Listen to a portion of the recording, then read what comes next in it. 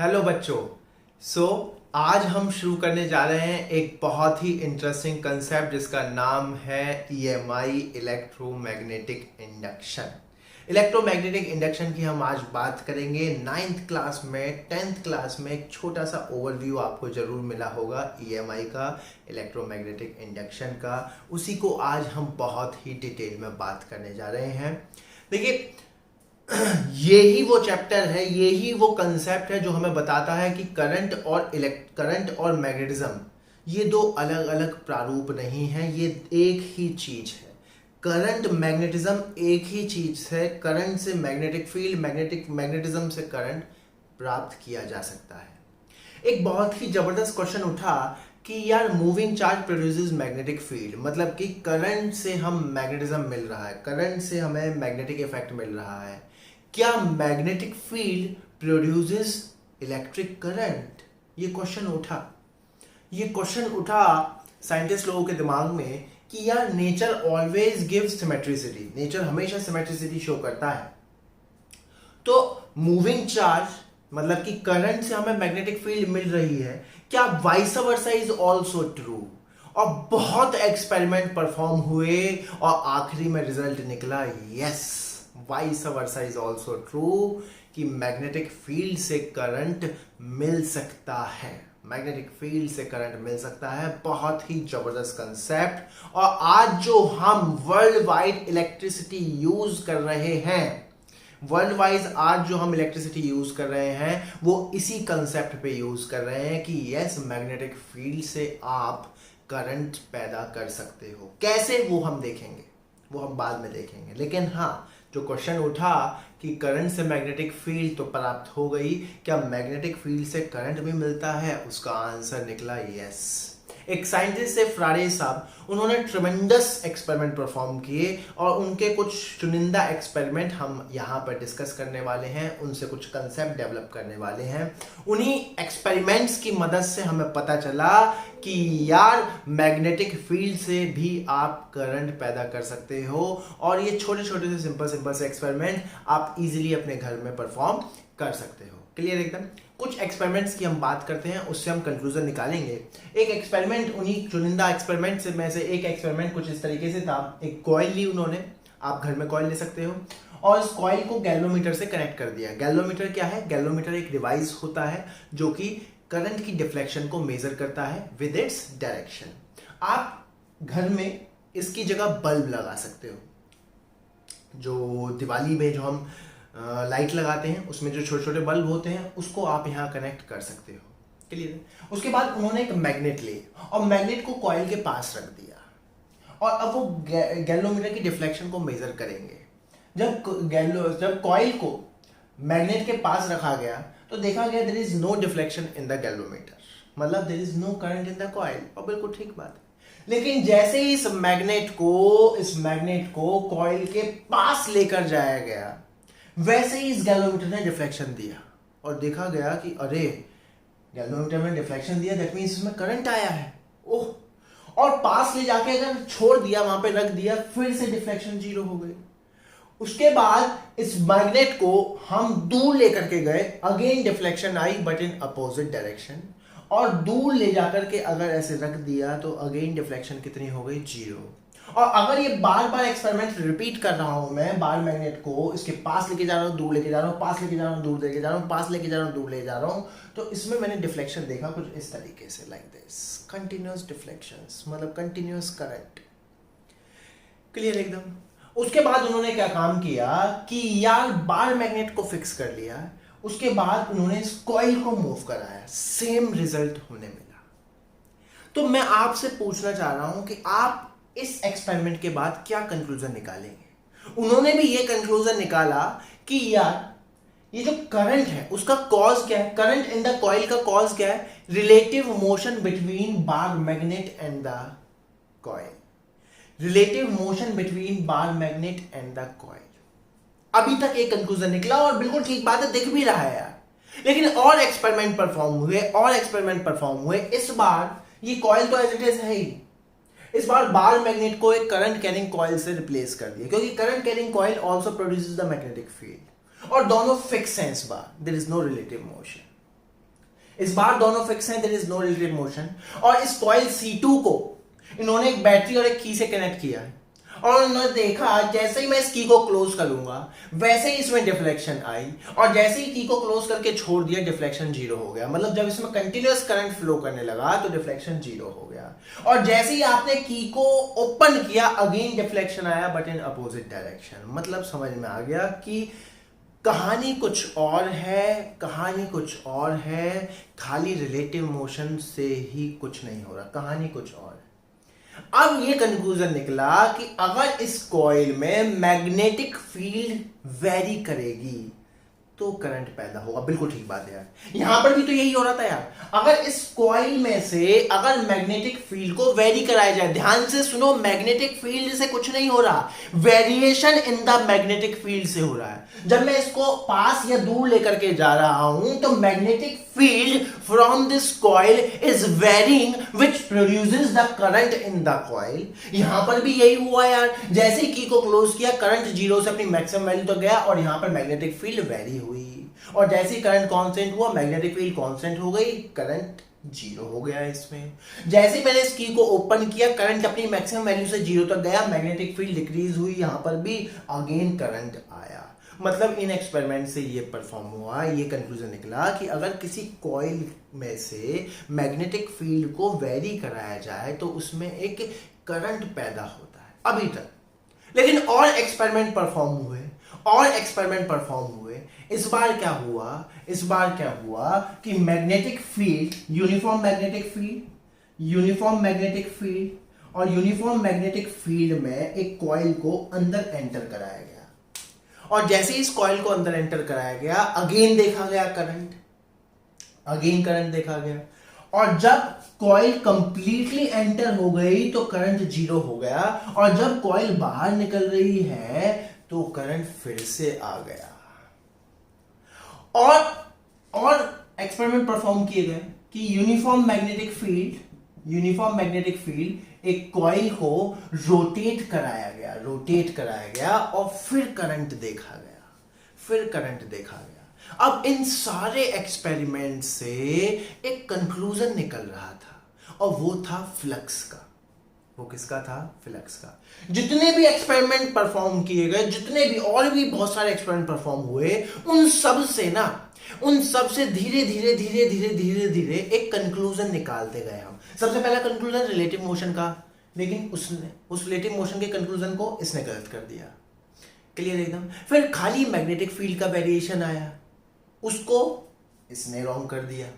क्यों? क्योंकि यहां पर मैग्नेटिक फील्ड यूनिफॉर्म ली गई है, क्लियर एकदम। तो जैसे जैसे स्टेप बाय स्टेप आगे बढ़े, एक कंक्लूजन निकला बहुत शानदार। वो ये था कि यार ये जो करंट प्रोड्यूस हो रहा है ना कॉइल में, ये किसकी वजह से हो रहा है? Change in the magnetic flux. और बहुत ही जबरदस्त कंक्लूजन निकला कि अगर किसी कॉइल का मैग्नेटिक फ्लक्स टाइम के साथ चेंज हो रहा हो तो उस चेंज होते हुए मैग्नेटिक फ्लक्स की वजह से उस कॉइल में एक करंट प्रोड्यूस होता है, and that current is known as induced current, and this whole phenomena is known as electromagnetic induction. That whole phenomena is known as electromagnetic induction। क्या मेरी बात समझ में आ रही है? क्या कंक्लूजन एकदम क्लियर है? क्या कंसेप्ट एकदम क्लियर है? अब ये मैग्नेटिक फ्लक्स क्या है भाई? वही चीज है जो हमने इलेक्ट्रिक फ्लक्स में पढ़ी थी। इलेक्ट्रिक फ्लक्स क्या होती है? Number of field line passing through an area. Number of field line passing through an area. Same case magnetic flux क्या होगा? Number of magnetic field line passing through an area. याद करो electric flux में मैंने क्या बताया था? ये मापदंड है। किसका मापदंड? कि किसी पर्टिकुलर एरिया से कितनी एनर्जी पास हो रही है, क्योंकि इलेक्ट्रिक फील्ड एनर्जी है। सेम केस मैग्नेटिक फील्ड भी एनर्जी है। तो किसी पर्टिकुलर एरिया से कितनी मैग्नेटिक फील्ड, कितनी एनर्जी पास हो रही है। अगेन मैथमेटिकल एक्सप्रेशन क्या होगा? phi is equals to b dot a। वहां पर क्या होता था? e dot a।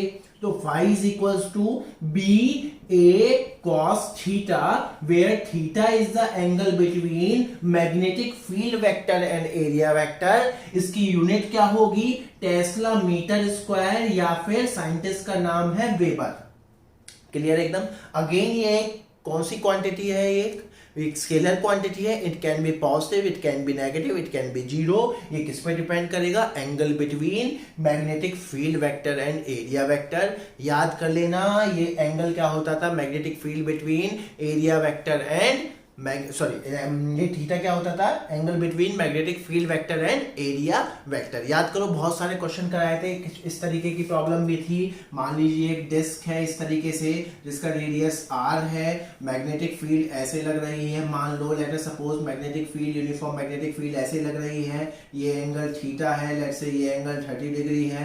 क्वेश्चन में पूछा गया था फाइंड द मैग्नेटिक फ्लक्स, वहां पर इलेक्ट्रिक फील्ड लिया था, फाइंड द इलेक्ट्रिक फ्लक्स। तो आंसर क्या होगा? आंसर क्या होगा? B pi are square cos 30 नहीं होगा, क्योंकि यहां पर थीटा क्या होता है? Angle between magnetic field vector and area vector. और एरिया वेक्टर की डायरेक्शन क्या होती है? Perpendicular to the surface. ये सारी बातें हम कर चुके हैं इलेक्ट्रिक फ्लक्स वाले लेक्चर में, सारी बातें कर चुके हैं। तो एंगल कितना होगा? 60 डिग्री। तो मैग्नेटिक फ्लक्स कितना हो गया? बी एरिया क्या है? Pi are square into cos 60। क्या मेरी बात समझ में आ रही है? क्या कंसेप्ट एकदम क्लियर है? अब मान लो डिस्क इस तरीके से रखी हुई है और मैग्नेटिक फील्ड ऐसे लगा दी, मैग्नेटिक फील्ड ऐसे लगा दी लाइक दिस। कितने एंगल पर? कितने एंगल पर? लेट्स से 30 डिग्री के एंगल पर। अगेन मैग्नेटिक फ्लक्स पूछ रहा है, तो इस बार मैग्नेटिक फ्लक्स कितना होगा? जीरो, क्योंकि कोई फील्ड लाइन क्रॉस ही नहीं कर रही है। ये एंगल आपको गुमराह करने के लिए दिया हुआ है। इसका एरिया वेक्टर ऐसे होगा, magnetic field parallel to the plane है, तो एंगल कितना हो गया? 90 डिग्री। कॉस 90 जीरो होता है। क्या मेरी बात समझ में आ रही है? अगर यहां पर मैग्नेटिक फील्ड नॉन यूनिफॉर्म है तो हम स्मॉल फ्लक्स डिफाइन कर लेते हैं। तो स्मॉल फ्लक्स डी फाई कितना होगा बच्चों? जल्दी बोलो। B dot D A, complete निकालने के लिए इंटीग्रेशन, तो फाई कितना आ जाएगा? Integral B dot D A. क्या मेरी बात समझ में आ रही है? क्या आपको मैग्नेटिक फ्लक्स की कहानी समझ में आ रही है? मैग्नेटिक फ्लक्स की कहानी एकदम क्लियर है। तो कंसेप्ट क्या निकला? कंक्लूजन क्या निकला? कि अगर किसी कॉइल का मैग्नेटिक फ्लक्स टाइम के साथ वेरी करेगा तो उसकी वजह से, किसकी वजह से? चेंज होते हुए मैग्नेटिक फ्लक्स की वजह से विद टाइम कॉइल में एक करंट पैदा होगा and that current is known as induce current and this whole phenomena is known as EMI, electromagnetic induction। क्या मेरी बात समझ में आ रही है? क्या कंसेप्ट एकदम क्लियर है? क्या कंसेप्ट एकदम क्लियर है? तो रीजन क्या निकला इन सभी एक्सपेरिमेंट से? क्या कंक्लूजन निकला? क्या relative motion between coil and the magnet? No, there is change in the magnetic flux. अगर आप बहुत ध्यान से देखोगे फाई क्या आया है? B dot A which is B A cos theta. तो अगर कोई पूछे कि how can you change the magnetic flux, तो there are 3 ways, either change B और चेंज ए और चेंज थीटा।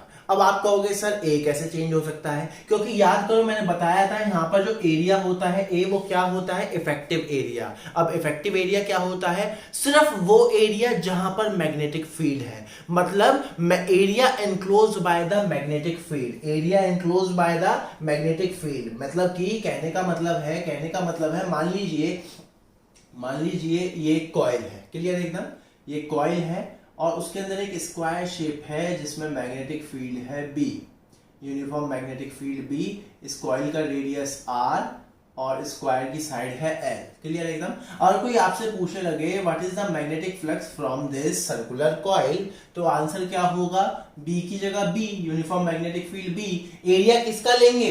सर्कल का या स्क्वायर का? स्क्वायर का लेंगे बच्चों एरिया। किसका लेंगे? स्क्वायर का, क्योंकि मैग्नेटिक फील्ड सिर्फ इतने रीजन में है। यहां पर एरिया क्या होता है? ये effective area, that means area enclosed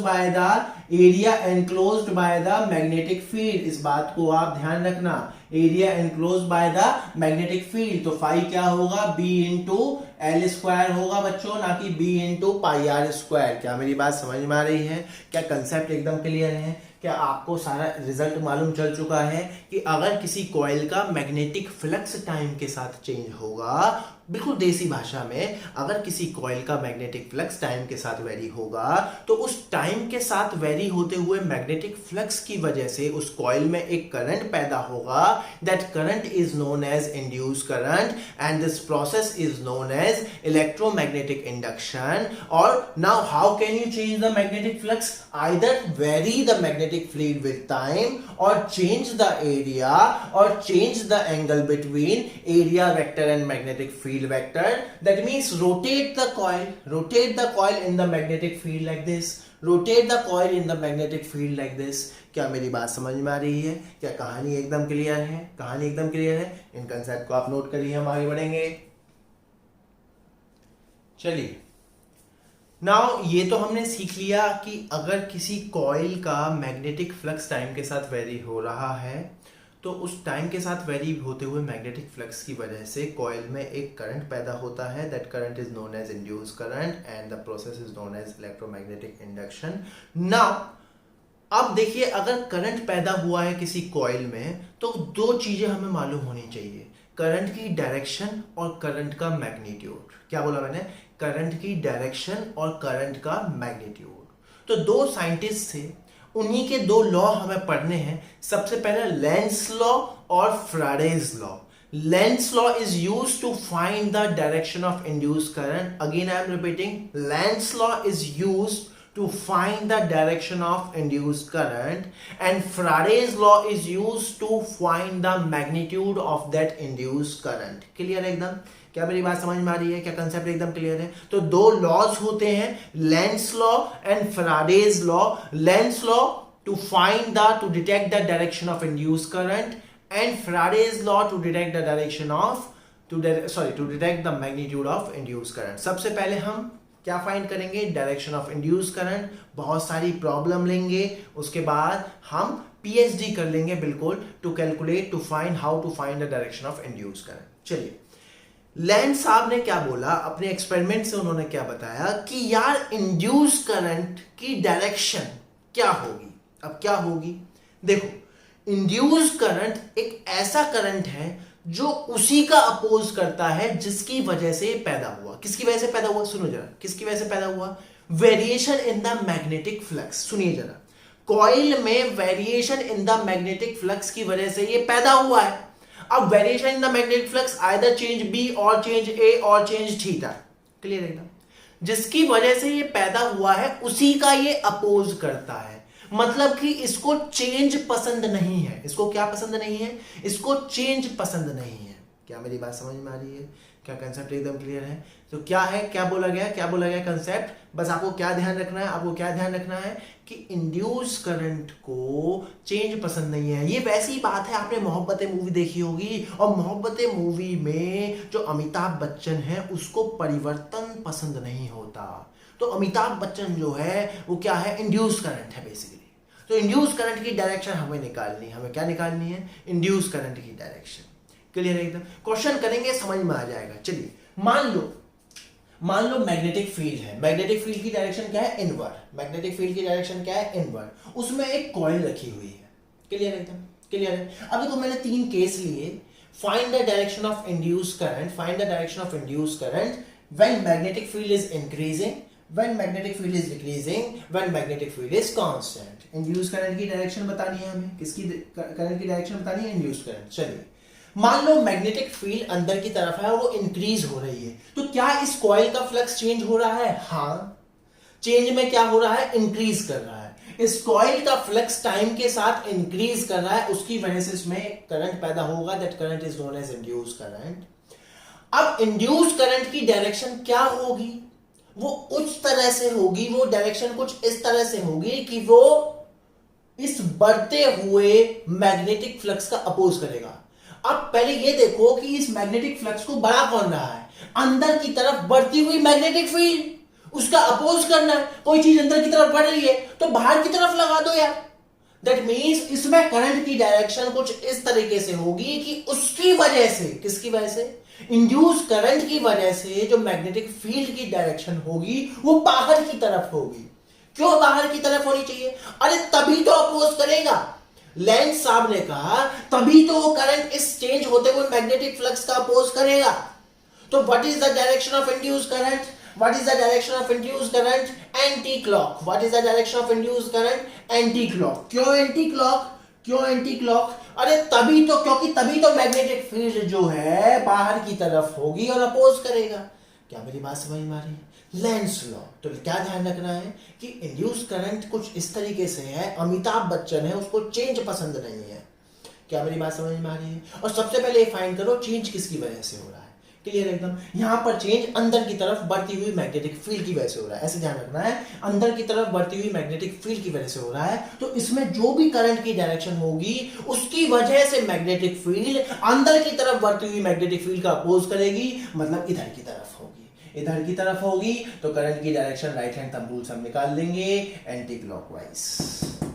अब मान लो मैग्नेटिक फील्ड घट रही है, मान लो अंदर की तरफ जाती हुई मैग्नेटिक फील्ड घट रही है, तो फ्लक्स घटेगा. फ्लक्स घटेगा तो इसमें इंड्यूस करंट आएगा. वो क्या करेगा? अंदर की तरफ घटती हुई मैग्नेटिक फील्ड का अपोज करेगा, मतलब चेंज होते हुए मैग्नेटिक फ्लक्स का अपोज करेगा.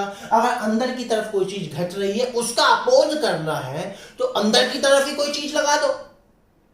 मतलब इसकी वजह से, इंड्यूस करंट की वजह से मैग्नेटिक फील्ड की डायरेक्शन, इंड्यूस करंट की वजह से मैग्नेटिक फील्ड की डायरेक्शन किधर होगी? Towards the external magnetic field. क्यों? क्योंकि अंदर की तरफ मैग्नेटिक फील्ड घट रही है. तो what is the direction of induce current? Clockwise. What is the direction of induced current? Clockwise.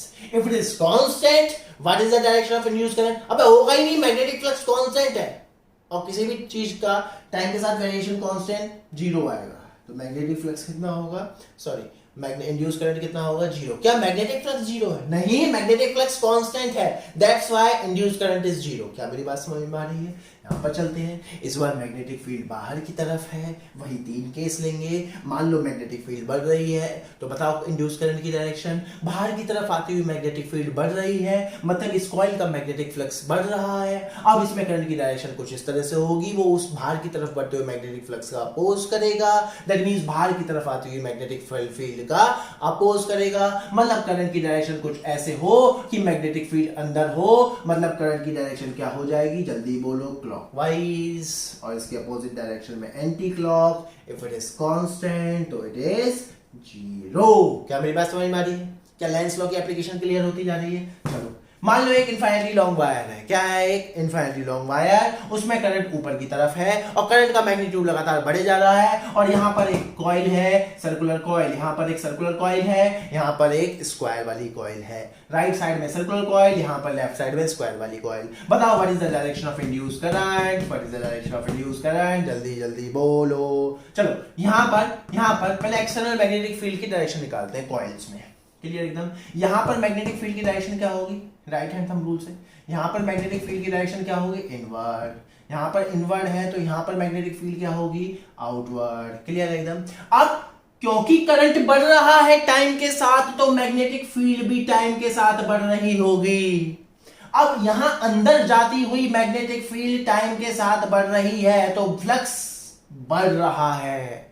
Flux बढ़ रहा है. एक करंट पैदा होगा जो कि उस बढ़ते हुए मैग्नेटिक फ्लक्स का अपोज करेगा. और बढ़ता हुआ मैग्नेटिक फ्लक्स मतलब कि बढ़ती हुई मैग्नेटिक फील्ड का अपोज करेगा. दैट मींस मैग्नेटिक फील्ड की डायरेक्शन क्या होगी? मैग्नेटिक फील्ड की डायरेक्शन क्या होगी? आउटवर्ड. किसकी वजह से? इंड्यूस करंट की वजह से. तो इंड्यूस करंट की डायरेक्शन क्या होगी? इंड्यूस करंट की डायरेक्शन क्या होगी? Anti clock. क्लियर एकदम. यहां पर चलेंगे. यहां पर मैग्नेटिक फील्ड क्या है? आउटवर्ड. यहां पर मैग्नेटिक फील्ड क्या है? External magnetic field outward. और वो टाइम के साथ बढ़े जा रही है. वो टाइम के साथ बढ़े जा रही है, तो इस कॉइल का फ्लक्स बढ़ रहा है. किसकी वजह से बढ़ रहा है? बाहर आती हुई मैग्नेटिक फील्ड की वजह से. तो इंड्यूस करंट की डायरेक्शन क्या होगी? कि उसके अपोजिट मैग्नेटिक फील्ड लगा दे, मतलब करंट की डायरेक्शन क्या हो गई? क्लॉकवाइज. क्या मेरी बात समझ में आ रही है? क्या कंसेप्ट एकदम क्लियर है? यहां पे चलो. यहां पे करंट कैरिंग वायर ऐसे है, नीचे एक सर्कुलर कॉइल है और करंट का मैग्नीट्यूड लगातार घट रहा है. तो देखो, यहां पर करंट कैरिंग वायर की वजह से मैग्नेटिक फील्ड, यहां पर करंट कैरिंग वायर की वजह से मैग्नेटिक फील्ड आउटवर्ड, और वो घट रही है, मतलब इसका फ्लक्स घट रहा है. तो इंड्यूस करंट उसका अपोज करेगा. मतलब कि करंट की डायरेक्शन कुछ ऐसे होगी कि इस घटती हुई मैग्नेटिक फील्ड के साथ ही लगा दे, तभी तो अपोज करेगी. तो करंट की डायरेक्शन क्या हो गई? जल्दी बोलो. Anti clock. यहां पर चलते हैं. मान लो एक 2 कोएक्सियल सर्कुलर रिंग है, बड़ी वाली रिंग, छोटी वाली रिंग. क्लियर है एकदम.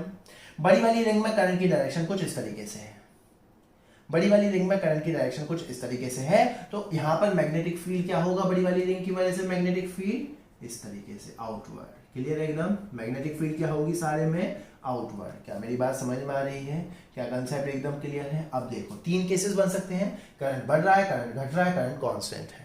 तो what is the direction of induce current here. अब देखो अब अगर मान लो इसका करंट बढ़ेगा तो मैग्नेटिक फील्ड बढ़ेगी, मैग्नेटिक फील्ड बढ़ेगी तो इसका फ्लक्स बढ़ेगा, इसका फ्लक्स बढ़ेगा तो इसमें करंट चेंज हो, इसमें इंड्यूस करंट पैदा होगा, वो उस बढ़ते हुए मैग्नेटिक फ्लक्स का अपोज करेगा, मतलब बाहर की तरफ बढ़ती हुई मैग्नेटिक फील्ड का अपोज करेगा। मतलब कि इसमें जो करंट की डायरेक्शन होगी वो कुछ इस तरीके से होगी, उसकी डायरेक्शन अपोजिट टू द बाहर की तरफ बढ़ती हुई magnetic field. That means current की डायरेक्शन क्या हो गई, क्लॉकवाइज, उसका अपोजिट केस एंटी क्लॉकवाइज। अगर करंट कांस्टेंट है तो जीरो। क्या मेरी बात समझ में आ रही है, क्या सारी प्रॉब्लम एकदम क्लियर है, क्या आपको डायरेक्शन निकालनी आ गई है, क्लियर एकदम, इनको आप नोट करिए। चलिए और प्रॉब्लम हम यहां देखते हैं। मान लीजिए दो रिंग है, ये एक रिंग जिसमें करंट फ्लो कर रहा है इस डायरेक्शन में, ये छोटी सी रिंग उसके बराबर में रखी हुई है। Find the direction of induced current in this coil, find the direction of induced current in this coil.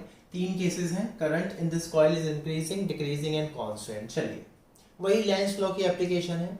Lens आपने क्या कहा था कि इंड्यूस करंट की डायरेक्शन कुछ इस तरीके से होती है कि वो उसी का अपोज करता है जिसकी वजह से वो पैदा होता है। चलिए यहाँ पर करंट मैग्नेटिक फील्ड कुछ इस तरीके से होगी, लेकिन एक्चुअल में मैग्नेटिक फील्ड मैंने आपको बता रखी है, कॉइल की वजह से मैग्नेटिक फील्ड कुछ क्या होती है, सर्कुलर रिंग्स होती हैं, जैसे छल्ले बने हुए होते हैं उसके चारों ओर।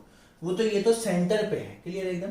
तो मैग्नेटिक फील्ड तो ऐसे जा रही होगी और इस तरीके से लाइक दिस, इस तरीके से मैग्नेटिक फील्ड ऐसी तो होगी, यहाँ से बाहर आती हुई यहाँ अंदर गई, फिर लाइक दिस, क्लियर एकदम। मतलब यहाँ पर मैग्नेटिक फील्ड क्या होगी, यहाँ पर मैग्नेटिक फील्ड क्या होगी, यहाँ पर मैग्नेटिक फील्ड इनवर्ड, यहाँ पर इसकी वजह से मैग्नेटिक फील्ड क्या होगी, इनवर्ड, इसकी वजह से यहाँ वाले रीजन में मैग्नेटिक फील्ड इनवर्ड होगी। क्लियर है एकदम, क्या मेरी बात समझ में आ रही है। अब अगर ये मैग्नेटिक फील्ड टाइम के साथ बढ़ रही है, कब बढ़ेगी, जब करंट बढ़ेगा। अगर ये मैग्नेटिक फील्ड टाइम के साथ बढ़ रही है, कब बढ़ेगी, जब करंट बढ़ेगा, मतलब ये वाला केस। तो इसमें एक करंट पैदा होगा जिसको इंड्यूस करंट बोलते हैं। वो क्या करेगा, वो इस बढ़ते हुए मैग्नेटिक फील्ड का अपोज करेगा, क्योंकि बढ़ते हुए फ्लक्स का अपोज करेगा। अगर अंदर की तरफ मैग्नेटिक फील्ड बढ़ रही है, उसका अपोजिशन करना है, तो बाहर की तरफ मैग्नेटिक फील्ड लगाओ। दैट मीन्स करंट की डायरेक्शन क्या हो जाएगी, एंटी क्लॉकवाइज, उसके अपोजिट की रेस में क्लॉकवाइज, और अगर कांस्टेंट होगा तो जीरो। क्या मेरी बात समझ में आ रही है, क्या कंसेप्ट एकदम क्लियर है। अब एक और प्रॉब्लम देखते हैं। मान लीजिए within the plane of the black board, white board, there is some magnetic field, uniform magnetic field. एक कॉइल है, उसको मैं बाहर से इस तरीके से मूव करा रहा हूं। तो तीन केस बनेंगे। जब ये कॉइल जस्ट एंटर कर रही है, जब ये कॉइल कंप्लीटली मैग्नेटिक फील्ड में एंटर हो चुकी है, जब ये कॉइल बाहर निकल रही है। तीन केसेस मैंने लिख दिए और वो पूछा what is the direction of induce current. Simple है बच्चों, देखो जैसे ही आप इस कॉइल को अंदर लेके के जा रहे हो, इस बार क्या चीज चेंज हो रही है, क्या बी चेंज हो रहा है, नहीं। क्या चेंज हो रहा है, इफेक्टिव एरिया, मतलब area enclose by the magnetic field. Clear एकदम। अभी फिलहाल इतना था, जैसे जैसे आगे बढ़ेगा ये एरिया बढ़ता चला जाएगा, मतलब कि per unit area magnetic field अंदर की तरफ इंक्रीज कर रही है। Per unit area magnetic field अंदर की तरफ इंक्रीज कर रही है, इफेक्टिव एरिया बढ़ रहा है। तो अंदर की तरफ बढ़ती हुई मैग्नेटिक फील्ड का अपोज करेगा इंड्यूस करंट, मतलब बाहर की तरफ magnetic field. That means current की डायरेक्शन क्या हो जाएगी, करंट की डायरेक्शन क्या हो जाएगी, जल्दी बोलो बच्चों, करंट की डायरेक्शन क्या हो जाएगी, लाइक दिस, एंटी क्लॉकवाइज। जब वो कंप्लीटली अंदर होगा तो करंट कितना हो जाएगा बच्चों, zero, there is no change in the flux. और जब वो बाहर निकल रही होगी, इफेक्टिव एरिया घट रहा होगा, तो कॉमन सेंस है जस्ट इसका अपोजिट, करंट की डायरेक्शन क्या हो जाएगी बच्चों, क्लॉकवाइज। क्लियर एकदम, क्या आपको प्रॉब्लम समझ में आ रही है, क्लियर एकदम। चलो अगेन, मान लीजिए एक इनफाइनाइटली लॉन्ग वायर है जिसमें करंट है I और करंट इज कांस्टेंट। उसके पास में एक कॉइल रखी हुई है, स्क्वायर कॉइल। दो केसेस हैं, इस कॉइल को मैं ऐसे भी मूव करा सकता हूँ, इस कॉइल को मैं parallel to current carrying wire भी मूव करा सकता हूँ, और दोनों केसेस में मुझे करंट की डायरेक्शन बतानी है। क्लियर एकदम। इंड्यूस करंट, अब देखो इसकी वजह से यहाँ पर मैग्नेटिक फील्ड इनवर्ड होगी, ये तो सभी को पता है।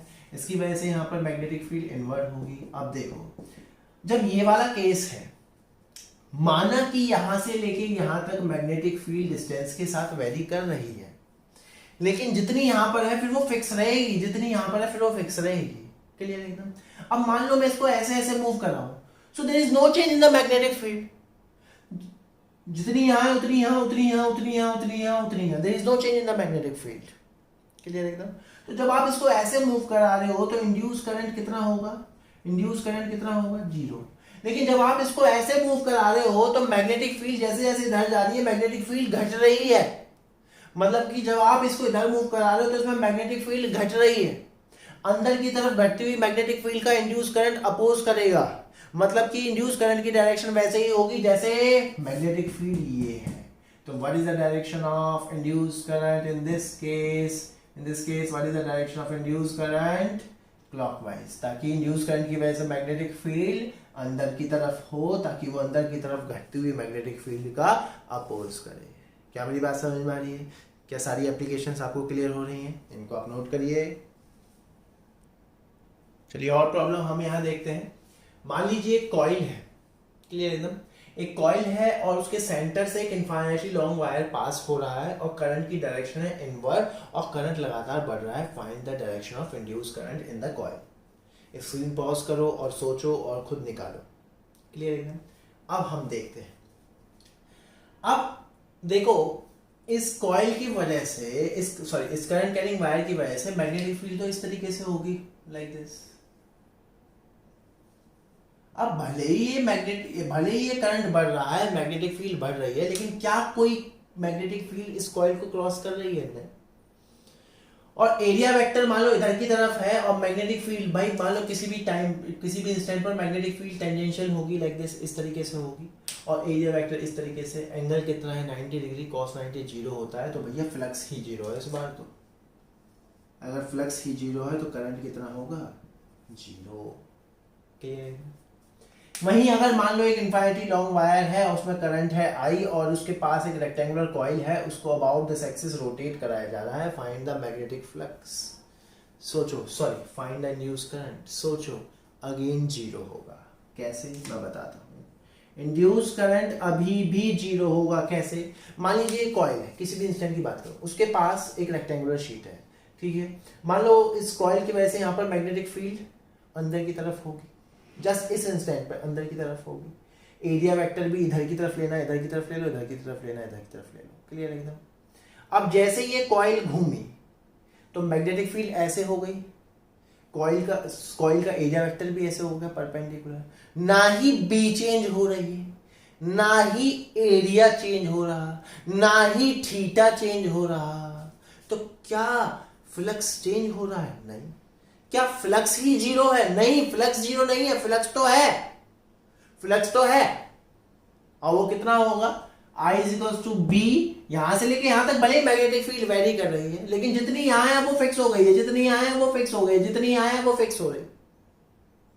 तो कितना होगा, बी इट्स एरिया और cos थीटा में थीटा कितना है, जीरो, विच इज फिक्स। तो as the phi is constant, so induce current is what, zero.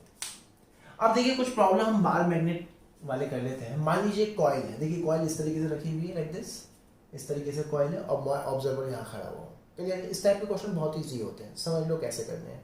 एक कॉइल है, अब एक bar magnet along the axis of the coil, उसको मैं पास लेके जा रहा हूँ, तो मैग्नेटिक फील्ड वेरी करेगी, क्योंकि आपको मालूम है नॉर्थ पोल से मैग्नेटिक फील्ड इस तरीके से बाहर निकल रही होती है, लाइक दिस, इस तरीके से। क्लियर है? और यहाँ पर ऐसे टर्मिनेट हो रही होती है, लाइक दिस। क्लियर है एकदम कंसेप्ट आपको? अब क्या होगा, मैग्नेटिक फील्ड बढ़ रही होगी क्योंकि इसके पास लेके जा रहे हैं। क्लियर एकदम? तो इसमें इंड्यूस करंट आएगा। अब जब भी बार मैग्नेट वाले क्वेश्चन आए तो बहुत ही इजी होते हैं। कॉइल ऐसे है ना, अब नॉर्थ पोल उसके पास लेके जा रहे हो ना, तो नॉर्थ पोल उसके पास लेके जा रहे हो तो वो उसका अपोज करेगा।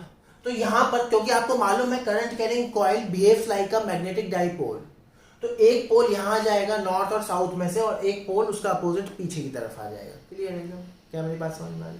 अब नॉर्थ पोल को इस कॉइल के इस वाले फेस के पास लेके जा रहे हो तो अपोज करेगा। इसमें इंड्यूस करंट की डायरेक्शन कुछ इस तरीके से होगी, वो उसका अपोज करेगा। मतलब ऐसे समझो पास आते हुए नॉर्थ पोल का अपोज करेगा, तो यहाँ पर कौन सा पोल आ जाए, नॉर्थ आ जाए। तो यहाँ पे नॉर्थ पोल मतलब कि आपको मालूम ही है, क्लियर है? नॉर्थ पोल मतलब एंटी क्लॉकवाइज, मतलब कि यहाँ पे नॉर्थ पोल मतलब कि यहां से देखने पर करंट की डायरेक्शन क्या लगे, एंटी क्लॉक। करंट की डायरेक्शन क्या लगे, एंटी क्लॉक, और उधर से देखने से कॉमन सेंस से क्या लगेगी, क्लॉकवाइज। तो ऑब्जर्वर की पोजीशन बहुत इंपॉर्टेंट होती है। वहीं अगर मान लो बार मैग्नेट को मैं पीछे लेके जा रहा होता तो अगेन अपोज करता, ये दूर जाते हुए बार मैग्नेट का अपोज करता, तो यहाँ पर कौन सा पोल आएगा था, साउथ पोल, क्योंकि south pole attract north. Clear है एकदम? क्या मेरी बात समझ में आ रही? तो बार मैग्नेट वाले क्वेश्चन कैसे करने हैं, एकदम क्लियर है। अच्छा, एक और क्वेश्चन है।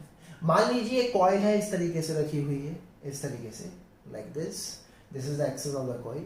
एक बार मैग्नेट उसको मैंने ड्रॉप कर दिया। Comment on the acceleration of the bar magnet, comment on the acceleration of the bar magnet. और ऑप्शन थे, it is greater than g, it is less than g, it is equals to g, और none of these। सोचो और करो। अब देखो, अब जैसे ही बार मैग्नेट इसके पास आ रही है तो अगेन इसका अपोज करेगा, मतलब कि यहाँ पर कौन सी पोलैरिटी आ रही होगी, north. North north repel each other, मतलब बार मैग्नेट पर एक ऊपर की तरफ रिपल्सिव फोर्स लग रही होगी। क्लियर है एकदम? नीचे की तरफ तो mg लगी रहा है, लेकिन ऊपर की तरफ भी एक फोर्स लग रही होगी। क्लियर है एकदम? अब क्या होगा, ऊपर की तरफ एक फोर्स लग रही है तो इफेक्टिव एक्सेलरेशन g से कुछ कम होगा या ज्यादा, कम होगा। अब जैसे ही इसको क्रॉस करके नीचे जा रही होगी, नीचे जा रही होगी, यहाँ नॉर्थ या साउथ, अब साउथ पोलैरिटी दूर जा रही है तो इस दूर जाती हुई का अपोज करेगा, मतलब कि अब नीचे की तरफ नॉर्थ पोल आ जाएगी, मतलब कि ये इसको ऊपर की तरफ खींचने की कोशिश करेगी, मतलब कि अगेन नीचे की तरफ mg से कुछ फोर्स कम है तो अगेन इसका एक्सेलरेशन g से कम होगा। That means overall from through out of its motion it's acceleration is less than g। क्या मेरी बात समझ में आ रही है? क्या कंसेप्ट एकदम क्लियर है? क्या इस तरीके की प्रॉब्लम एकदम क्लियर है? अब नॉट बार मैग्नेट वाली प्रॉब्लम एकदम सिंपल होती है। इनको आप नोट करिए, आगे बढ़ेंगे। चलिए, आई होप आपको लेंस लॉ एकदम क्लियर हो गया है, इंड्यूस करंट की डायरेक्शन एकदम क्लियर है। अब हम बात करते हैं मैग्नीट्यूड ऑफ इंड्यूस करंट, जिसको बताया था फैराडे साहब ने, और अपना लॉ दिया इन्होंने, Faraday's law of EMI, Faraday's law of electromagnetic induction. वो क्या था? अच्छा, एक बात बताओ, मान लीजिए एक मैग्नेटिक फील्ड है, यूनिफॉर्म मैग्नेटिक फील्ड, क्लियर है एकदम, यूनिफॉर्म मैग्नेटिक फील्ड B, ठीक, और दो कॉइल है, सिमिलर कॉइल है, मान लीजिए सेम रेडियस की, बस मटेरियल अलग अलग है। ये मान लो आयरन की है और ये मान लो कॉपर की है, ठीक। अब मान लो मैं मैग्नेटिक फील्ड को सेम रेट से वेरी करा रहा हूं, मान लो मैग्नेटिक फील्ड में इंक्रीज करा रहा हूं, तो दोनों में करंट की डायरेक्शन क्या होगी? पहली बात, मान लो मैग्नेटिक फील्ड इंक्रीज करा रहा हूं तो करंट क्या होगा, such that it opposes the change in the magnetic field, वो भी अंदर की तरफ बढ़ती हुई मैग्नेटिक फील्ड का अपोज, मतलब कि करंट की डायरेक्शन कुछ इस तरीके से होगी। क्या मेरी बात समझ में आ रही है? अब मैं आपसे क्वेश्चनिंग ये पूछ रहा हूं क्योंकि दोनों का मटेरियल डिफरेंट है, तो करंट सेम होगा या डिफरेंट होगा? ऑब्वियसली करंट डिफरेंट होगा, क्योंकि दोनों का रेजिस्टेंस अलग अलग होगा, I1 I2। तो फैराडे साहब ने करंट के बारे में जानकारी नहीं ली।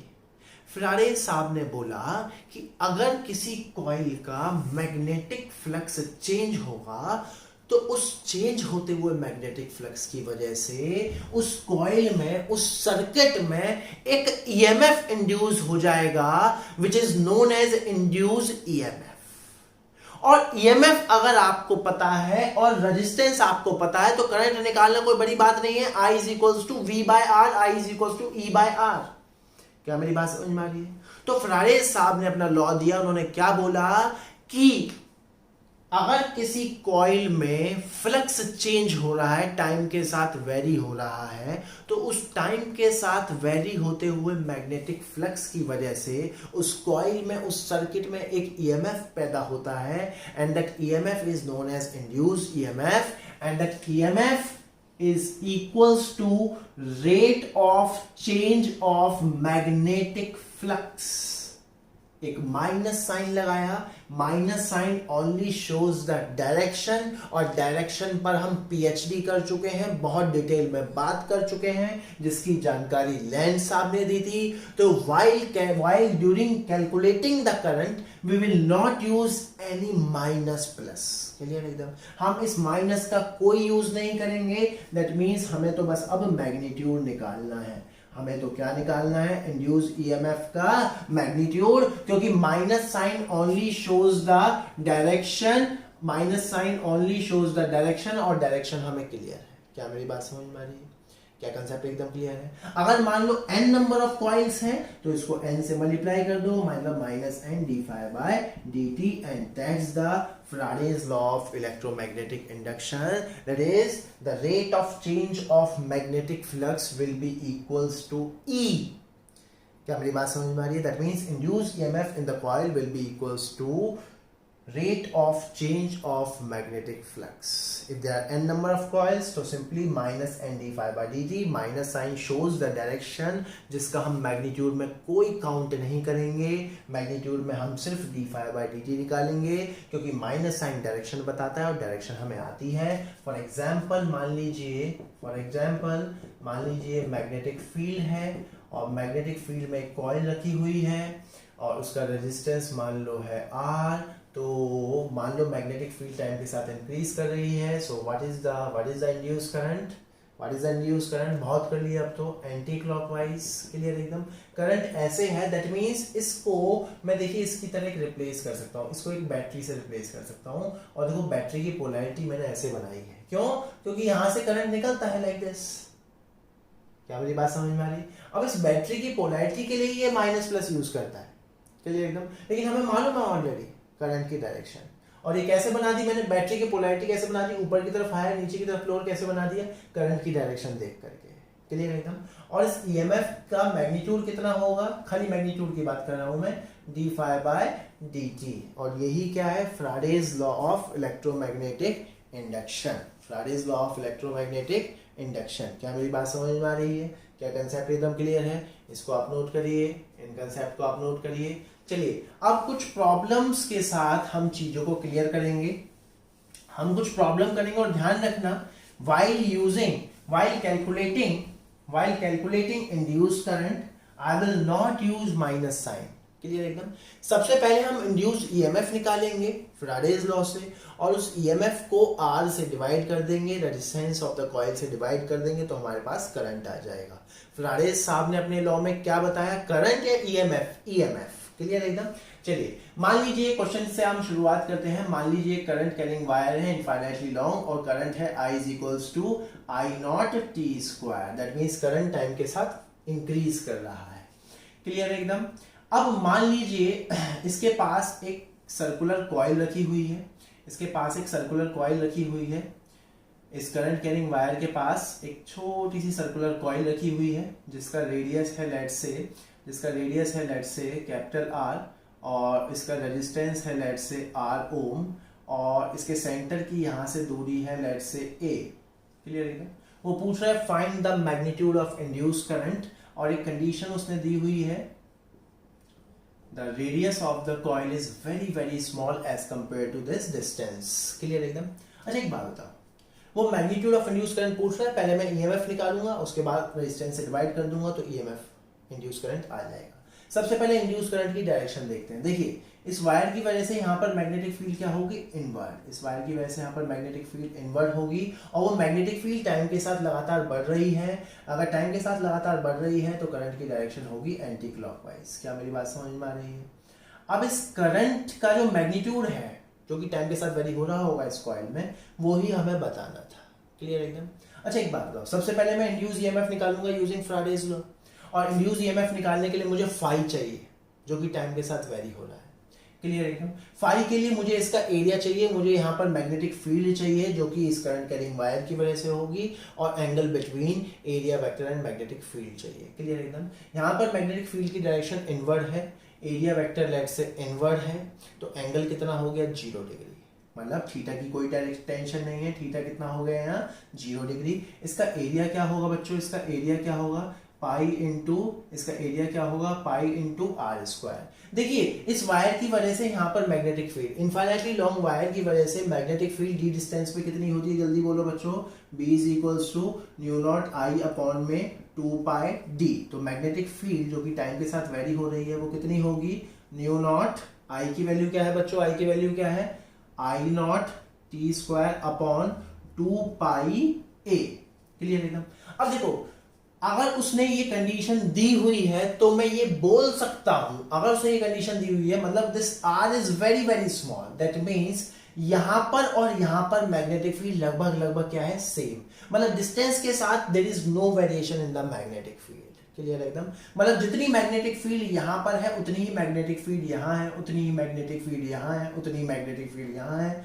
मतलब थ्रू आउट दिस रीजन, इस पूरे के पूरे रीजन में मैग्नेटिक फील्ड क्या है, ये ही है। क्लियर एकदम। और ये हमने किस कंडीशन से बोला, इस कंडीशन से। क्लियर एकदम। तो इस कॉइल का जो टाइम के साथ फ्लक्स का वेरिएशन है वो क्या है, phi is equals to B A cos theta, value put करेंगे बी की जगह, mu naught I upon 2 pi A into T square, area कितना है पाई आर स्क्वायर, और कॉस जीरो कितना होता है 1, दैट मीन्स कितना आ गया, न्यू नॉट आई, पाई से pi cancel, new naught I R square upon में 2a इंटू टी स्क्वायर। ये क्या निकाल लिया आपने, flux as a function of time t। अब ईएमएफ कैसे निकालेंगे, ईएमएफ कैसे निकालेंगे, ई क्या होता है D phi by D T, minus sign फिर बोल रहा हूं नहीं लूंगा क्योंकि माइनस साइन डायरेक्शन बताता है, डायरेक्शन मैंने ऑलरेडी फाइंड कर ली। क्लियर एकदम। ई क्या होता है D phi by D T, तो इसको टाइम के साथ डिफरेंशिएट करेंगे। देखो ये टर्म तो कांस्टेंट है, 2 स्क्वायर का 2t आएगा, एक 2 से एक 2 कैंसिल, तो ईएमएफ कितना आ गया, simply new naught I R square T upon में ए। क्या मेरी बात समझ में आ रही है, ये क्या निकाला आपने, इंड्यूस ईएमएफ। तो करंट क्या होगा, करंट क्या होता है बच्चों, करंट क्या होता है, करंट क्या होता है ईएमएफ अपॉन में रेजिस्टेंस। तो क्या होगा, ईएमएफ अपॉन में रेजिस्टेंस। तो आंसर क्या आ जाएगा, mu naught I R square T upon में R A. So this is the magnitude of induce current in this coil. क्या मेरी बात समझ में आ रही है, क्या कंसेप्ट एकदम क्लियर है, एकदम क्लियर है कंसेप्ट। डायरेक्शन मैं खुद निकालता हूं और एरिया मैग्नेटिक फील्ड, और इसका यूज क्या था, मतलब कि यहां से लेके यहां तक मैग्नेटिक फील्ड में कोई ज्यादा वेरिएशन नहीं है। क्लियर एकदम। और प्रॉब्लम करते हैं, एक और क्वेश्चन हम देखते हैं। भाई मान लीजिए दो कोएक्सियल रिंग्स हैं, क्या है, दो कोएक्सियल रिंग, कोएक्सियल मतलब कि दोनों का सेंटर और एक्सिस क्या है, सेम। लेट्स से एक का रेडियस है a, दूसरी का रेडियस है b, और इसमें करंट है लाइक दिस, और current will be like this, I is equals to I naught t square, and इसका रेडियस है let's say small r, sorry इसका रेजिस्टेंस है स्मॉल r, और एक कंडीशन गिवन है कि small a is much much much less than b। Question है find the induced current as a function of time in this coil। Clear है। चलिए सबसे पहले तो डायरेक्शन निकालेंगे, सबसे पहले तो डायरेक्शन निकालेंगे। अब देखो इसकी वजह से यहां पर मैग्नेटिक फील्ड क्या होगी, आउटवर्ड। इस करंट कैरिंग कॉइल की वजह से यहां पर मैग्नेटिक फील्ड क्या होगी, आउटवर्ड, लाइक दिस। क्लियर एकदम। अब ये मैग्नेटिक फील्ड टाइम के साथ इंक्रीज कर रही होगी, मुझे कैसे पता चला, क्योंकि ये करंट टाइम के साथ इंक्रीज कर रहा है। अब इस रीजन में बाहर की तरफ मैग्नेटिक फील्ड टाइम के साथ इंक्रीज कर रही है, तो इसमें फ्लक्स, बाहर फ्लक्स जो है इंक्रीज कर रहा है। अब इसमें करंट इस तरीके से पैदा होगा, उस बढ़ते हुए फ्लक्स का अपोज करेगा, मतलब बाहर की तरफ बढ़ती हुई मैग्नेटिक फील्ड का अपोज, दैट मींस इसमें करंट की डायरेक्शन इस तरीके से होगी कि उसकी वजह से मैग्नेटिक फील्ड अंदर की तरफ हो, दैट मींस करंट की direction will be like this. Direction हमें कंफर्म हो गई, डायरेक्शन हमें कंफर्म हो गई। अब इसका मैग्नीट्यूड निकालना है। मैग्नीट्यूड के लिए हम क्या करते हैं, सबसे पहले हमें ईएमएफ चाहिए फैराडेज लॉ से, उसको ईएमएफ को हम रेजिस्टेंस से डिवाइड कर देते हैं। क्लियर एकदम। अब सुनो, अब ईएमएफ के लिए देखो, ईएमएफ के लिए क्या चाहिए हमें, D phi by D T. Clear एकदम। हमें इस कॉइल का फ्लक्स चाहिए, हमें इस कॉइल का फ्लक्स चाहिए जो कि होता है बी ए कॉस थीटा। चलिए मैग्नेटिक फील्ड, मैग्नेटिक फील्ड किसकी वजह से होगी, इसकी वजह से। मैग्नेटिक फील्ड, इसकी वजह से मैग्नेटिक फील्ड सेंटर पे कितनी होगी, जल्दी बोलो बच्चों, न्यू नॉट आई अपॉन में 2r होता है, that means new naught I upon में 2, न्यू नॉट आई अपॉन में 2, इसका रेडियस कितना है b, that means new naught I naught T square upon में 2b। क्लियर एकदम। अब देखो, क्योंकि ये कंडीशन गिवन है, that means this b is very very small as compared to a, that means हम मान के चलेंगे कि इस पूरे रीजन में मैग्नेटिक फील्ड ये ही होगी via this condition, via this condition। क्या मेरी बात समझ में आ रही है, क्या कंसेप्ट एकदम क्लियर है। और a क्या है, एरिया ऑफ द कॉइल, जिसका फ्लक्स आपको निकालना है, इसका एरिया क्या होगा बच्चों, इसका एरिया क्या होगा, सिंपली पाई इंटू, इसका एरिया क्या होगा, पाई इंटू ए स्क्वायर। और what is the angle between area vector and magnetic field, 0। तो एंगल की तो कोई टेंशन नहीं लेनी, तो थीटा कितना है, 0। चलो फाई लिखो as a function of time, जल्दी लिखो, phi as a function of time, वो क्या होगा, b इंटू ए, b कितना है बच्चों, न्यू नॉट आई नॉट टी स्क्वायर अपॉन में 2b, एरिया क्या होगा, pi into A square, that means new naught I not pi A square upon में 2b इंटू टी स्क्वायर। ये क्या निकाल दिया आपने, flux as a function of time. EMF के लिए D phi by D T, इसका टाइम के साथ डिफरेंशिएट करोगे तो क्या आ जाएगा, D phi by D T मतलब टी स्क्वायर का 2t, 2 से 2 कैंसिल, तो कितना आ गया, न्यू नॉट आई पाई ए स्क्वायर टी अपॉन में b। ये क्या आ गया, इंड्यूस ईएमएफ। करंट निकालने के लिए क्या करेंगे, ईएमएफ अपॉन में रेजिस्टेंस ऑफ द कॉइल, तो क्या आ जाएगा, न्यू नॉट आई पाई ए स्क्वायर टी अपॉन में बी आर। क्या मेरी बात समझ में आ रही है, क्या कंसेप्ट एकदम क्लियर है, दोनों प्रॉब्लम एकदम क्लियर है, इनको आप नोट करिए, हम आगे बढ़ेंगे। चलिए और प्रॉब्लम हम यहाँ करते हैं। मान लीजिए current carrying, infinitely long current carrying wire है, जिसमें करंट है I = I नॉट टी, मतलब करंट टाइम के साथ वेरी कर रहा है। उससे एक स्क्वायर है जिसकी लेंथ है L और उसका रेजिस्टेंस है R ओम, और ये वाली साइड A डिस्टेंस की दूरी पर है। Find the induce current. अब देखो, अगर मान लो करंट कांस्टेंट होता है यहाँ, तो इंड्यूस करंट 0 हो जाता, करा है हमने, ये केस करा। अगर इसको मैं ऐसे मूव भी कराता तो भी 0 हो जाता, लेकिन यहाँ पर करंट भी अब टाइम के साथ बढ़ रहा है। अब इस करंट कैरिंग वायर की वजह से यहाँ पर, इस करंट कैरिंग वायर की वजह से यहाँ पर मैग्नेटिक फील्ड क्या होगी, इनवर्ट। इस करंट कैरिंग वायर की वजह से मैग्नेटिक फील्ड इनवर्ट होगी, और ये मैग्नेटिक फील्ड टाइम के साथ इंक्रीज कर रही होगी बिकॉज ऑफ दिस। ये मैग्नेटिक फील्ड टाइम के साथ इंक्रीज कर रही होगी बिकॉज ऑफ दिस।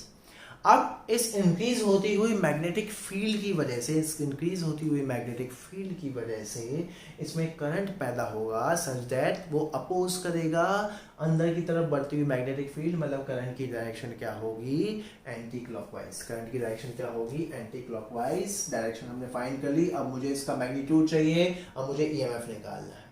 अब देखो इस प्रॉब्लम, इसमें बस प्रॉब्लम क्या है, ईएमएफ देखिए सिंपल सा होता है, सॉरी फ्लक्स निकालना है सबसे पहले तो हमें। फ्लक्स क्या होता है, बी ए कॉस थीटा। देखिए ए में लिख लूंगा, थीटा यहाँ पर 0 डिग्री होगा, मैग्नेटिक फील्ड और एरिया वेक्टर के बीच में एंगल 0 डिग्री होगा।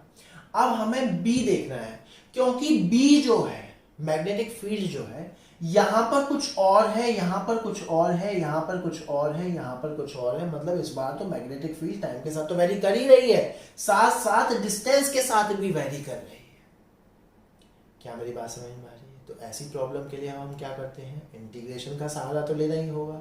अब हम क्या करेंगे, इस स्क्वायर को छोटे छोटे रेक्टेंगुलर स्ट्रिप्स में ब्रेक कर लेंगे। मान लो एक रेक्टेंगुलर स्ट्रिप ये रही, जो कि इस वायर से x डिस्टेंस की दूरी पर है, और इसकी थिकनेस कितनी है, dx। क्या मेरी बात समझ में आ रही है, क्लियर एकदम। और इसका स्मॉल एरिया dA कितना होगा, length into thickness which is L into dx। और यहाँ पर जो मैग्नेटिक फील्ड होगी इस वायर की वजह से, वो मैग्नेटिक फील्ड यहाँ पर कितनी होगी, b mu naught I upon 2 D, मतलब mu naught I upon 2 x। क्या मेरी बात समझ में आ रही है, क्या कंसेप्ट एकदम क्लियर है। तो ये क्या हो जाएगा, mu naught I upon 2 x। Clear एकदम। हाँ वो अलग बात है, यहाँ पर जो मैग्नेटिक फील्ड है, आप देखो x के साथ तो कांस्टेंट हो गई ना, अब भले ही टाइम के साथ बढ़ रही है।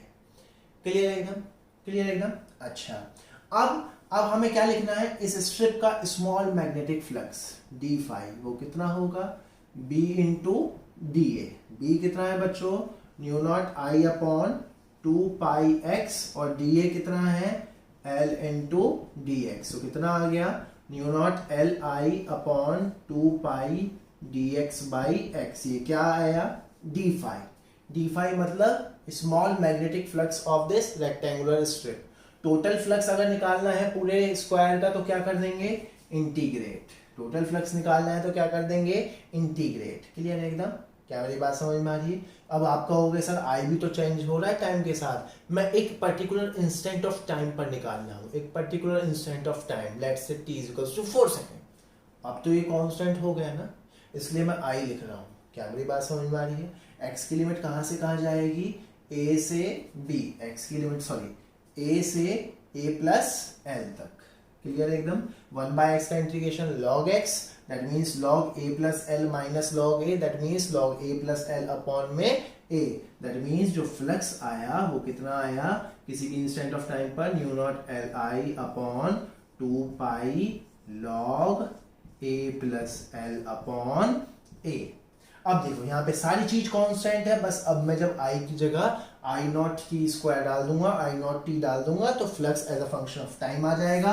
सो what is the flux as a function of time, वो कितना है, mu naught L I naught upon में 2π log a plus L upon में a इंटू टी। क्लियर एकदम।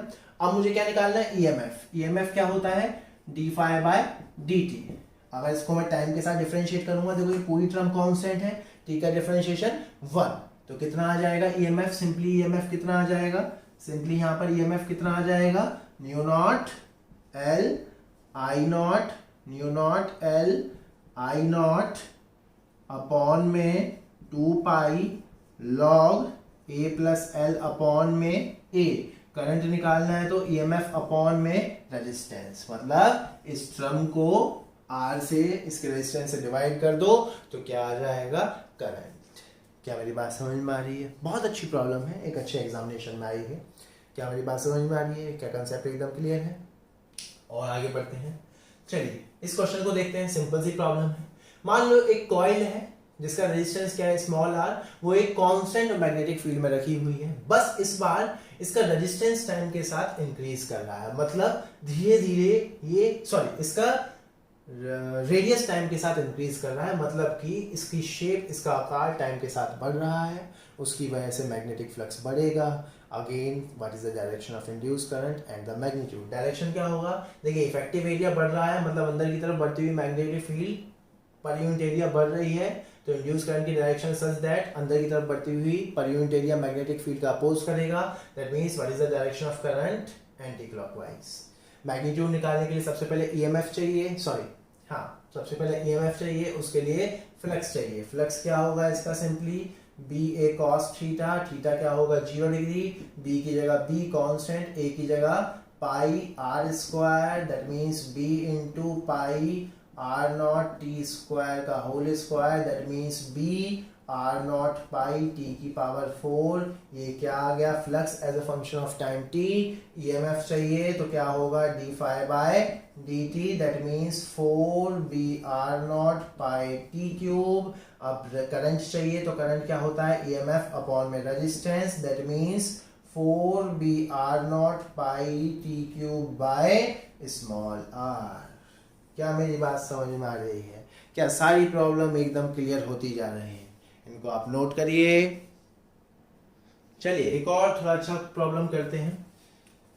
मान लीजिए एक यूनिफॉर्म मैग्नेटिक फील्ड है एक मैग्नेटिक फील्ड है B जो कि टाइम के साथ इंक्रीज कर रही है, B equals to B naught T square. उसमें एक कॉइल रखी हुई है जिसका रेजिस्टेंस है स्मॉल r और रेडियस है कैपिटल R। वो पूछ रहा है find the induce current, also find the charge flown in the coil in time t naught. Current तो बताना ही बताना है, साथ साथ ये भी बताओ कि जैसे ही ये प्रोसेस शुरू हुआ तो टी नॉट टाइम में इसमें कितना चार्ज फ्लो करेगा। ठीक है भाई, चलो सबसे पहले तो करंट निकाल लेते हैं। करंट की डायरेक्शन देखो, अंदर की तरफ मैग्नेटिक फील्ड बढ़ रही है तो करंट की डायरेक्शन इस तरीके से होगी कि अंदर की तरफ बढ़ती हुई मैग्नेटिक फील्ड का अपोज करेगा, मतलब करंट की डायरेक्शन एंटी क्लॉकवाइज। ये तो हमने बहुत कर ली है। अब इस करंट का मुझे मैग्नीट्यूड निकालना है, उसके लिए मुझे इसका ईएमएफ निकालना है, उसके लिए मुझे इसका फ्लक्स पता होना चाहिए। फ्लक्स होता है, जल्दी बोलो, BA cos थीटा। यहाँ पर थीटा होगा 0 डिग्री, मैग्नेटिक फील्ड और एरिया वेक्टर के बीच में एंगल जो कि 0 डिग्री है। तो flux as a function of time आ गया। B की जगह क्या लिखूंगा, B0t², A की जगह क्या लिखूंगा, पाई इंटू r²। तो क्या आ गया, B0 पाई r²t²। ये flux as a function of time आ गया। EMF क्या होता है बच्चों, EMF क्या होता है, E is equals to d∅dt, Faraday's law. तो EMF कितना आ जाएगा, इसको टाइम के साथ डिफरेंशिएट करेंगे तो B0 पाई r²t, क्लियर एकदम, 2B0 पाई r²t। ये क्या आ गया, EMF। इसको मैंने टाइम के साथ डिफरेंशिएट किया। और करंट क्या होता है, EMF अपॉन में रेजिस्टेंस। तो current as a function of time कितना आ गया बच्चों, 2B0 pi r²t by small r, clear है। चलो करंट तो हमने निकाल लिया। अब देखो वो क्या पूछ रहा है, charge flown in time t0। तो सिंपल है यार, करंट पता है, चार्ज पूछ रहा है, टाइम पास आपको मालूम है I is equals to dq by dt। So dq क्या होगा बच्चों, I dt। कंप्लीट निकालने के लिए क्या करूंगा, इंटीग्रेट, क्लियर है एकदम। चलो तो क्या करेंगे, I क्या आएगा बच्चों, देखो 2B0 pi r²t bye r, इसका इंटीग्रेशन और लिमिट 0 से टाइम t0 में। तो ये क्या आ जाएगा, डेल्टा क्यू, चार्ज फ्लोन। तो आंसर कितना आ गया, देखो t का इंटीग्रेशन, बाकी सब चीज कांस्टेंट है, t का इंटीग्रेशन t²/2, 2 से 2 कैंसिल। तो क्या आएगा answer, B0 pi r² by r into t², 0 से t0। तो आंसर क्या आ गया, B0 pi r² t0² by r। This is the charge flown in time t0। मैंने क्या देखा बच्चों कि ये जो टर्म है ये दोबारा लौट कर आएगी है। देखो बात तो वही है ना यार, पहले इसका डिफरेंशिएशन किया, फिर इसका इंटीग्रेशन कर रहे हो, मतलब पहले इसका डिफरेंशिएशन किया, फिर इसी का ही तो इंटीग्रेशन कर रहे हो। बात तो सेम ही आएगी, मतलब कि कहने का मतलब है बच्चों कि देखो ये जो EMF है वो d∅dt, वो क्या है, इंस्टेंटेनियस EMF। अगर मुझे एवरेज चाहिए तो क्या होगा, d∅ सेम केस I क्या होता है, dq/dt, ये इंस्टेंटेनियस है। एवरेज चाहिए तो ∆q/∆t, और वो किसके बराबर होगा, ∆E/r, क्लियर एकदम। EMF अपॉन में रेजिस्टेंस, और डेल्टा E क्या है, ∆ϕ/∆t, दैट मींस ∆q/∆t बराबर 1/r ∆ϕ/∆t। ∆t से ∆t कैंसिल, सो ∆q सिंपली क्या आ गया, 1/r ∆ϕ। बहुत इंपॉर्टेंट, मतलब ये सब नहीं करना चार्ज निकालने के लिए। मान लो वो करंट नहीं पूछता, चार्ज पूछता, तो डायरेक्ट लगा दो ना यार, क्योंकि पहले करंट निकालोगे, करंट निकालने के लिए डिफरेंशिएट करोगे, फिर इंटीग्रेट करोगे। क्या पागलपंती है, बार बार प्रोसेस कर रहे हो, क्लियर एकदम। सिंपली ∆ϕ/r निकालो, देखिए सिंपल आंसर आएगा 1/r। ∆ϕ क्या होता है, phi final minus phi initial. Phi final मतलब कितने टाइम पर, t0 टाइम पर। फाई इनिशियल मतलब 0 टाइम पर। फाई कहाँ है, ये ना, तो यहां पर t0 पुट करो तो क्या आ जाएगा, B0 pi r² t0² minus initial पे फाई कितना हो जाएगा, 0। तो सिंपली देखो वही रिजल्ट आ गया, B0 pi r² t0² by r। क्या मेरी बात समझ में आ रही है, क्या कंसेप्ट एकदम क्लियर है। दैट मींस चार्ज निकालने के लिए आपको बार बार ये प्रोसेस नहीं करना, बाकी ये ठीक है, क्लियर एकदम।